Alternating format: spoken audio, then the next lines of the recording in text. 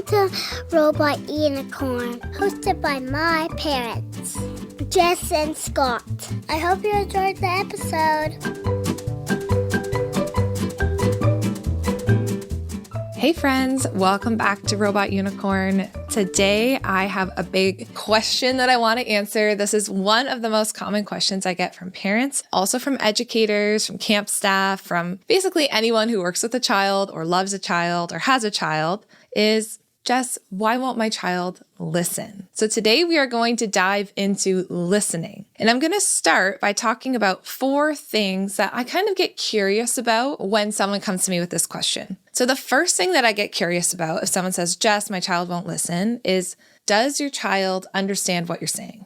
Okay, so this could be from a developmental perspective, like is your request or demand or the thing that you're saying to your child developmentally appropriate and something that their brain can actually comprehend? Is it potentially like you're just saying way too much? Like sometimes we say like these huge long scripts to our child and we lose them somewhere in there. And then we say they're not listening, but really they never understood what we were trying to say to begin with. So I'm going to give you some tips for that. The second thing I get curious about is, are they able to actually focus on the instructions that I'm giving them? Okay, so I might think about this for, let's say, neurodivergent children. We might give them like a big instruction, like go and brush your teeth. But what we don't understand as parents is that go brush your teeth is actually a whole bunch of things.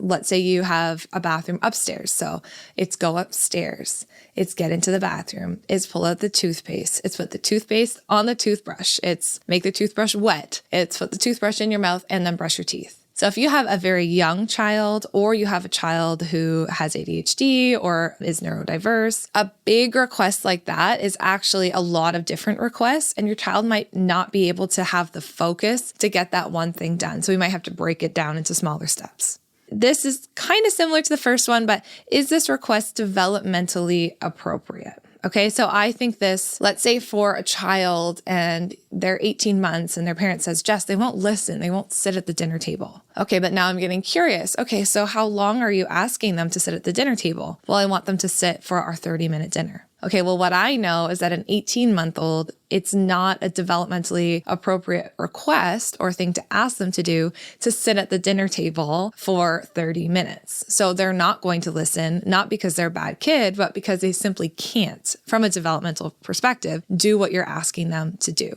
So we really do have to keep that development in mind and ask ourselves, is this something I'm asking from my adult brain that I want them to do? Or is this something that I'm asking keeping my child's brain in mind? And then the fourth thing I think about when kids are struggling to listen is now the opposition. Okay, so this is the last reason on the totem pole I ask myself is, well, are they doing intentionally the opposite of what they're asked? Or are they intentionally ignoring you or not wanting to listen to you? And often I find that this is actually not the most common reason why kids struggle to listen. So when they're doing the intentional opposite, that's when you say, hey, can you put your shoes on? And then they go run upstairs to their room and they say, no, I'm not putting my shoes on. So they can do the request, they can understand what you're saying, but for some reason, they're still not wanting to do it. And so I'm going to give you some tips at the end of this episode for that as well. So I wanted to keep this episode super, super practical for you. So let's go through those 4 reasons and let me give you some solutions for each of those reasons. So first, if the child doesn't understand the request. So let's say you're asking your child to do something and they're either like looking off in the distance, they don't seem to understand what you've just said. So I kind of think this about my cat. So I'll give you an example. One of my kids loves to pick up the cat. And I would always say, don't pick her up, don't do it. But I wouldn't always get on her level and make sure that we had eye contact and actually bring her into relationship with me first. I would just kind of yell from the other room, hey, don't do that. Stop picking up Stella. And what I noticed is that she wouldn't listen. And then I would get even more frustrated. So I would yell even more, hey, don't pick her up. Stop. She's getting old because our cat is getting old. And the more I would get upset, the more she would kind of freeze and keep holding the cat. And I would tell myself the story of she never is listening. But eventually I had to get curious myself. Like, why isn't she listening? Why does she keep picking up this cat? And what I realized was she could hear my tone, like my frustrated tone, because I'm yelling at her from the other room, like to put down the cat, but she couldn't understand my request because A, I wasn't close enough to her. B, I wasn't like actually trying to talk to her. I was like yelling from the other room. And C, she was getting kind of frozen because all she was really understanding is mom's angry and upset with me for doing this. So what I found to be really helpful is I had to change the way I was asking her to put down the cat. But this example goes for a million things. So what I found was so much more helpful would be instead of trying to yell at her from the other room, which I knew wasn't working, right? So when you know something's not working, it's important to ask yourself as a parent, well, why am I still doing it that way, right? Is it really my child's fault or is it maybe my fault for not ever changing the way I'm doing this? So I would go to her, get on her level and say, hon, remember, we're not supposed to pick up the cat. I need you to put her down. And then I would stay there and stay next to her, giving her the chance to make the right choice. And what I found is that when I connected with her first getting into her world, into her space, getting onto her level, she was so much more likely to listen to me because she was actually understanding what I was saying. And this goes for so many things with our children. When you actually just spend that extra 10 seconds just to quickly connect with them. Hey, what are you doing? Oh, okay. I see you're playing Lego. Oh, Lego is so fun. Okay. I just need you to know that I just did ask you to go get your shoes on for school. Oh, you didn't hear me? Okay. Oh yeah, that makes sense. You were so busy playing Lego. You didn't hear me. Okay. I need you to know that it's time to put away Lego and time to go get our shoes on. Can we do that together?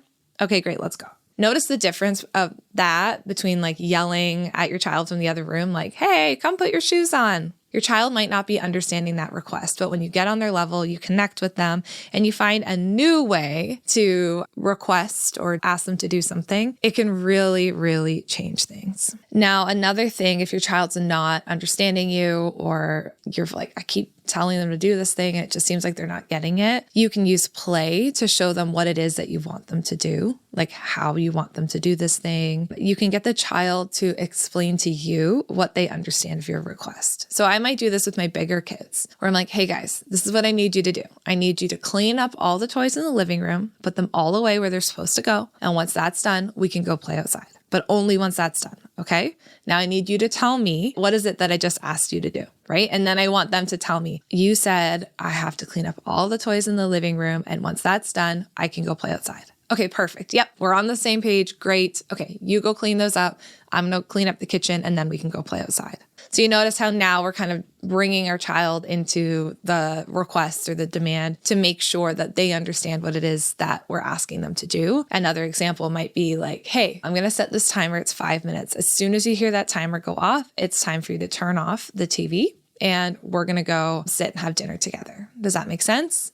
And then they nod. Okay, so tell me what I just said. Okay, mom, like once the timer goes off, we're going to turn off the TV and we're going to go have dinner. Great. Perfect. So these are just some simple things that you can do to make sure that you actually have a child who's understanding what it is that you're asking them to do and you're in their world as you're giving them the request. This is going to be huge for you because when we're just like barking out requests from the other room, which believe me, I'm fully guilty of, it's often that they're just not understanding what it is that we're saying. They're so busy. Like we know, if you listen to this podcast for a while, you know, a child really has a one-track mind. And so they're focused on whatever it is they're doing. And so they just might not be getting it.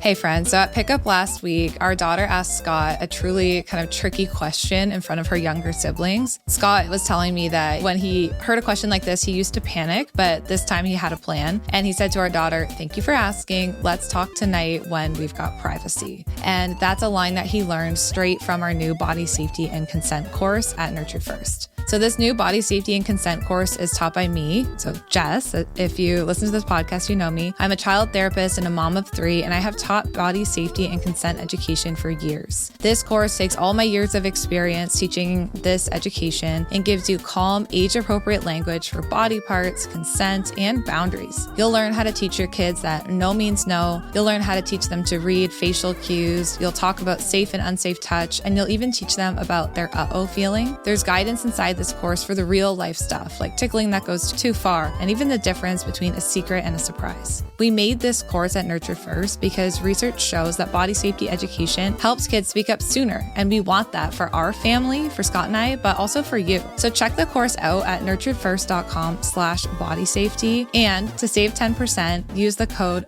ROBOTUNICORN. And just full disclosure here, we are the creators of this course and we're so proud of it.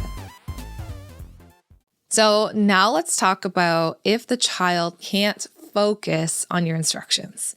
Now, this is the case for many younger children, like, our children under the age of 5, and also many neurodivergent children. They might struggle with attention.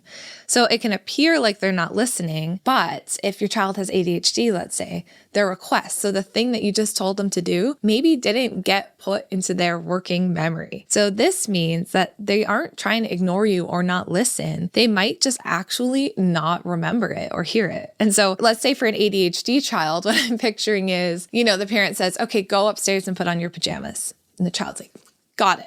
They start walking up the stairs. Oh, they get distracted by a family picture. Oh, they see this thing on the floor. All of a sudden they're in their room. And that request that you gave them never got logged into their working memory. So it was never saved. Like, just imagine that. So then they're standing in the room like, I know I'm supposed to do something, but I can't really remember why I'm here. And then you go upstairs, you're like, again, you never listen. I told you, just put on your pajamas. And then they're like, oh yeah, I was supposed to put on my pajamas. But this child is not actually trying to not listen to you. They just genuinely forgot. And that is also the case for many of our younger toddlers and preschoolers, because their brains just don't yet have the capacity to always store these requests, especially ones that require multiple steps, like go up the stairs, go to your room, open the drawers, find the pajamas you want to wear, put them on. We think it's just one thing, but there's a lot of different steps. So that's really important.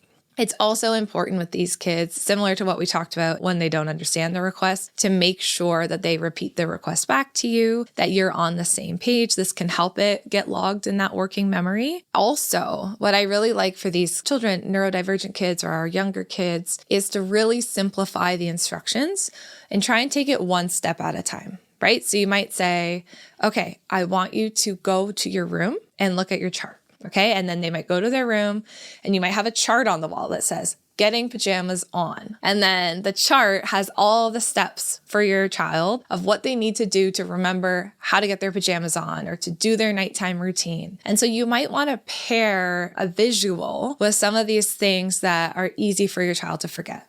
So I love a visual for younger kids, for our neurodivergent kids. Honestly, I need a lot of visual reminders, like look at my calendar, my reminders app. Like I need these reminders so I don't forget the things that we have to do, right? Like how many of us need to put every single thing that we're doing onto our calendar because otherwise we're going to forget. It's going to slip our mind. Or we have our own organizational systems in place. We can put these in place for our kids too. There's nothing wrong with that. These accommodations are what's going to help them, and it's what is going to help you feel like you're not constantly nagging.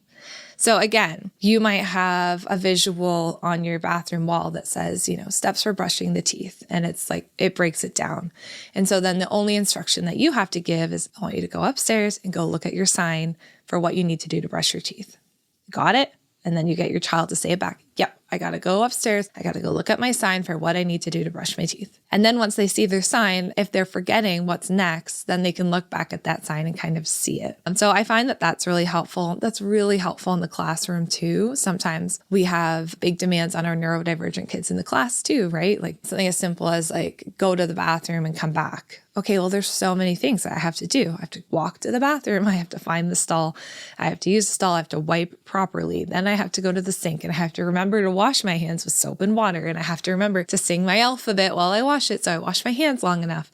That's a lot of steps. And I think we forget, especially as adults, because we're so used to doing these things, that sometimes kids might need a little extra support so that they can remember all the steps. And in this as well, you might need to really ask yourself, is the request I'm giving them, and this is the third point, is the request I'm giving them something that's appropriate for them? Okay, so this is the third one. The first one was, do they understand the request? The second one was, can they actually focus on what they need to do? And the third one is the request developmentally appropriate? Because sometimes we might be asking our kids to do things that they just simply can't do. And I gave that example already of like an 18-month-old who's expected to sit at the dinner table for 30 minutes, right? We might say, well, they're not listening to me. But if we get curious, we realize that they actually never could. So we weren't setting them up for success. And when this is the case, we want to get curious. And if we recognize, oh, okay, so maybe the thing I'm asking them to do is not actually developmentally appropriate, can we change our request?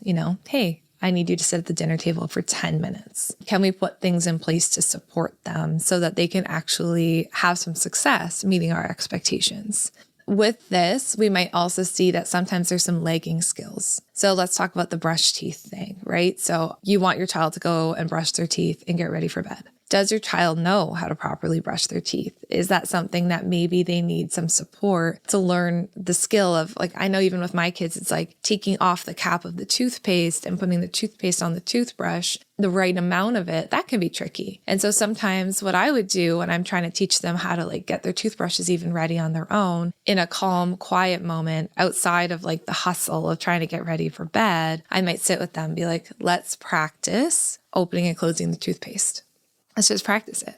And then let's practice putting the toothpaste on the toothbrush, right? And so this is kind of scaffolding, teaching this new skill so that we actually set them up for success and they're actually able to do the thing that we're asking them to do is really important. And I know that this takes work too, right? So you don't have to do this with everything all at once, but just kind of think like, is there something where I'm constantly like, my child's not listening here? And is there a skill that you can teach them? So let me give you another example. Let's say you don't feel like your child's listening when you say stop fighting, right? Or stop roughhousing. They're always roughhousing with their brother and you're always being like, stop, and they can't stop.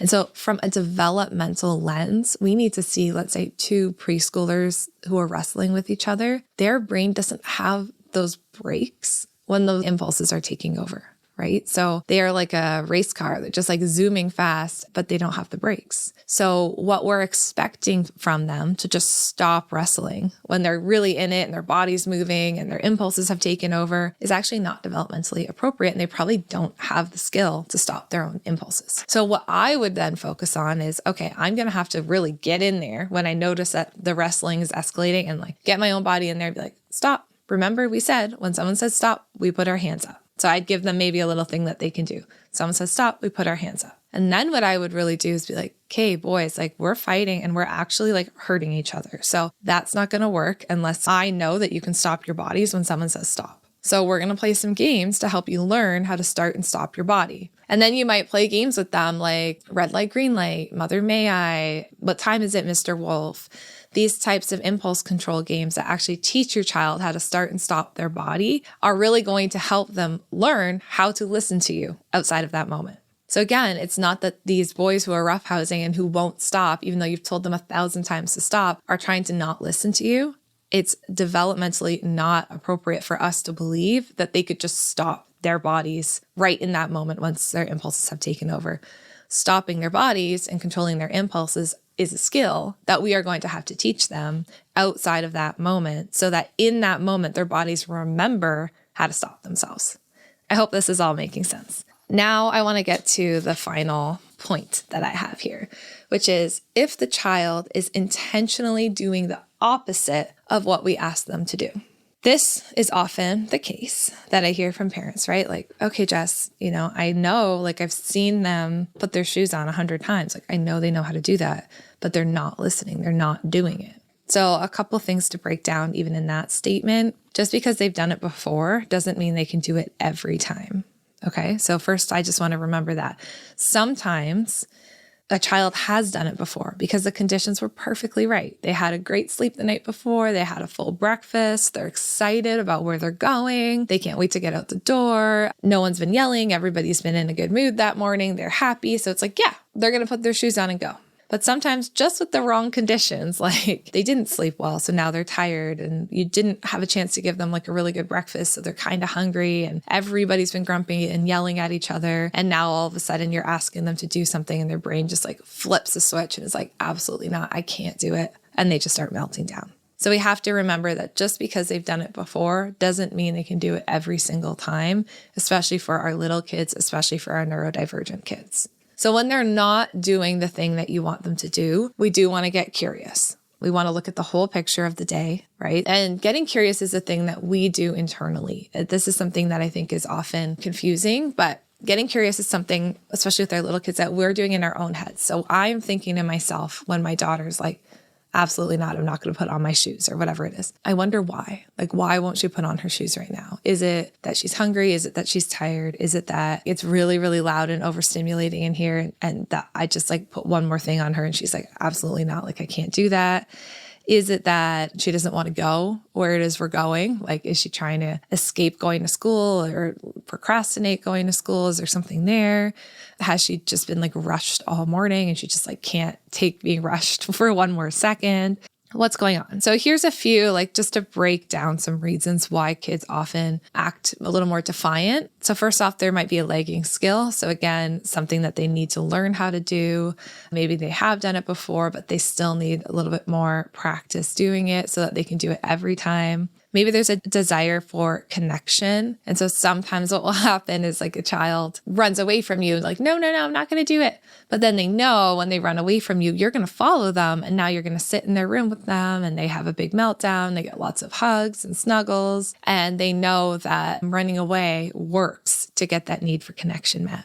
Sometimes they don't listen because we've already asked too much of them. And they're exhausted and their brain's just like, I can't do one more thing. Sometimes that happens to us too as adults, doesn't it? Like with our own kids. Maybe they've asked so much of us that day and we're like, yep, hey, I'll take you to the park. Yeah, we'll do this. Yeah, I'll make your favorite food for dinner. But then they ask for that one last thing at bedtime. And you're just like, I can't do anymore. I've done everything.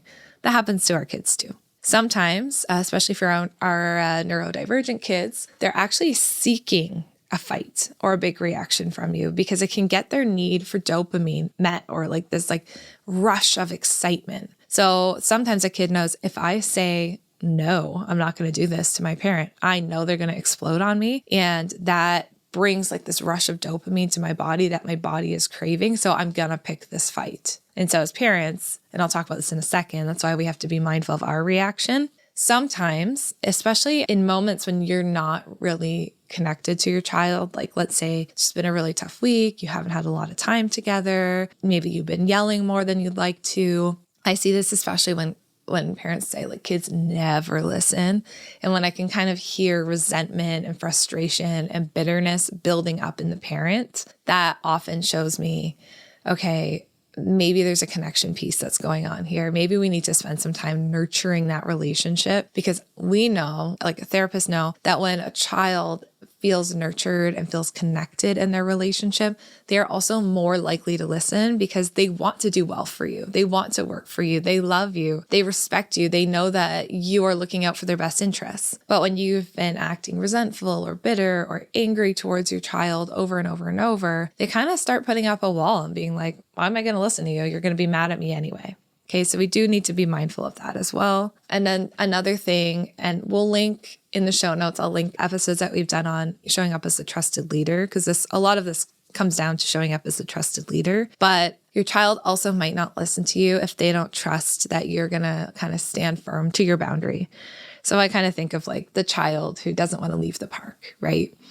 And so you say, okay, you get on their level, you say, hey, just so you know, we have 5 minutes left. And in 5 minutes, we're going to leave. Okay. And they go, yep, in 5 minutes, we're going to leave. But 5 minutes comes and they go, no, I don't want to leave. And you don't want to pick the fight and you just go, okay, well, yeah, whatever. 10 more minutes is fine. 15 more minutes is fine. And they begin to push back on you because they know that you're not going to hold firm to that boundary that you've set. So they learn to not trust your boundary. And of course, like once in a while, we're flexible. That's no big deal. But if you consistently kind of let your children take the lead and you don't hold firm to your boundaries, even though you're setting them, your child learns that, oh, I don't really have to listen because they're not serious about it. So that's where we do want to check in with our leadership and ask ourselves, Am I holding firm to the boundaries that I'm setting? Am I showing up as a trusted leader for my child that they can rely on? So we want to ask ourselves that. And the same goes, I know I mentioned teachers at the beginning, for teachers as well. Like if you're changing your strategy with the child that you're working with every day, if you're asking different demands of them every day, if there's not really consistency there, if the child that you're working with can feel that you're frustrated or resentful or bitter towards them, all of these things are also going to make that child far less likely to want to listen and work with you. So some things that we can do, like I've already mentioned, nurturing the relationship with your child, trying to find sweet, positive moments together, trying to say things to your child like, I love you so much. Like nothing could ever take my love from you. I love being with you. I'm so happy to be with you. Nurturing that relationship, deciding if there's any skills like we talked about with the impulse control, things that you need to work on together outside of the moment to help them be able to listen to you better. Giving them breaks and rest time and time where they don't have to listen to your demands. Like I feel like if someone's just barking orders at me all day long, eventually I'm not going to want to listen to them either. So just giving them breaks from demands and asking yourself, like, how much is really realistic to ask them to do? Maybe I'm asking too much and that's why they're pushing back. Not always, but sometimes. And I know for me, that can be the case. Giving them words to say like, I don't understand, or I need a break, or I'm not sure what you're trying to say. For our older kids, like helping them know that they can ask us for clarification can be helpful. And then also showing up as that trusted leader. And like I said, we have other episodes on that, I'll link, but showing up as a trusted leader who has dependable boundaries, who the child learns like means what they say. That can also help your child want to listen more. Wow. Okay. So we really dove into listening here. I hope that this helps you reframe listening. It is so rarely, if ever, never, I guess, just your child being like a bad kid. It's never about your child being a bad kid. There's always more under the surface when a child won't listen. And I really hope this episode can help you reframe the way you see your child in those difficult moments, to give your child some grace and to give yourself some grace too. If you're like, man, I'm like failing as a parent because my child never listens. Absolutely not. It's your child's job to sometimes not listen. It's our job to stay curious and to seek to understand what's going on so that we can support our child and create the family dynamic that we really want for our homes. Okay, well, we'll be back again next week, and just so glad to have you here. I hope your summer's going well so far, and we'll talk again soon.